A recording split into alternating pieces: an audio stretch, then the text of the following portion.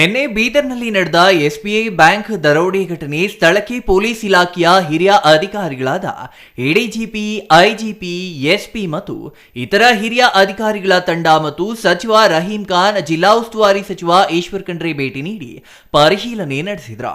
ಘಟನೆಯನ್ನ ಕುರಿತು ಮಾಹಿತಿ ಪಡೆದು ಘಟನೆಗೆ ಸಂಬಂಧಿಸಿದಂತೆ ತನಿಖೆ ತ್ವರಿತಗೊಳಿಸುವಂತೆ ಅಧಿಕಾರಿಗಳಿಗೆ ಸಚಿವರು ಸೂಚನೆ ನೀಡಿದರು. ಆರೋಪಿಗಳ ಪತ್ತೆಗೆ ವಿಶೇಷ ತನಿಖಾ ತಂಡಗಳನ್ನು ರಚಿಸಲಾಗಿದ್ದು ಆರೋಪಿಗಳನ್ನ ಶೀಘ್ರ ಪತ್ತೆ ಹಚ್ಚಿ ಕಠಿಣ ಶಿಕ್ಷೆಗೆ ಒಳಪಡಿಸುವ ಭರವಸೆ ನೀಡಲಾಯಿತು. ಬ್ಯಾಂಕ್ ಮತ್ತು ಸಾರ್ವಜನಿಕ ಸ್ಥಳಗಳಲ್ಲಿ ಭದ್ರತೆ ಹೆಚ್ಚಿಸಲು ಅಗತ್ಯ ಕ್ರಮ ಕೈಗೊಳ್ಳುವಂತೆ ಪೊಲೀಸ್ ಇಲಾಖೆ ಮತ್ತು ಸಂಬಂಧಿತ ಪ್ರಾಧಿಕಾರಗಳಿಗೆ ಸೂಚನೆ ನೀಡಿರುವುದಾಗಿ ಸಚಿವರು ಹೇಳಿದರು.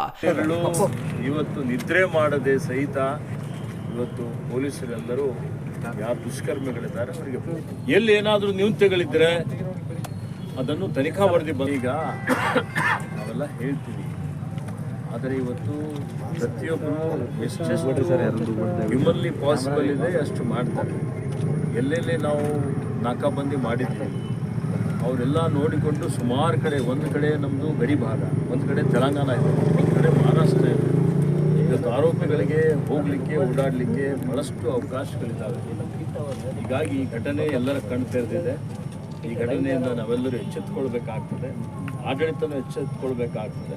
ಇನ್ನು ಮುಂದಿನ ದಿನಮಾನಗಳಲ್ಲಿ ಈ ಬೀದರ್ ಜಿಲ್ಲೆ ವ್ಯಾಪ್ತಿಯಲ್ಲಿ ಬರುವಂಥ ಎಲ್ಲ ರಸ್ತೆಗಳಲ್ಲಿ CCTV ಕ್ಯಾಮೆರಾಗಳನ್ನು ಹಾಕಿ ಇವತ್ತು ಸುರಕ್ಷಿತವಾಗಿಡುವಂಥ ರೀತಿಯಲ್ಲಿ ಕ್ರಮ ತೆಗೆದುಕೊಳ್ಳಿ. ಘಟನೆಯಲ್ಲಿ ಮೃತಪಟ್ಟ ಸಿಬ್ಬಂದಿ ಜಿಲ್ಲೆಯ ಬೆಂಬಳ ಖೇಡಾ ಗ್ರಾಮದ ನಿವಾಸಿಯಾಗಿದ್ದು ಅವರ ಕುಟುಂಬಕ್ಕೆ ಕೂಡಲೇ ಪರಿಹಾರ ನೀಡುವಂತೆ ಮುಖ್ಯಮಂತ್ರಿಗಳಿಗೆ ದೂರವಾಣಿ ಮೂಲಕ ವಿನಂತಿ ಮಾಡಿಕೊಂಡಿರುವುದಾಗಿ ಹೇಳಿದರು.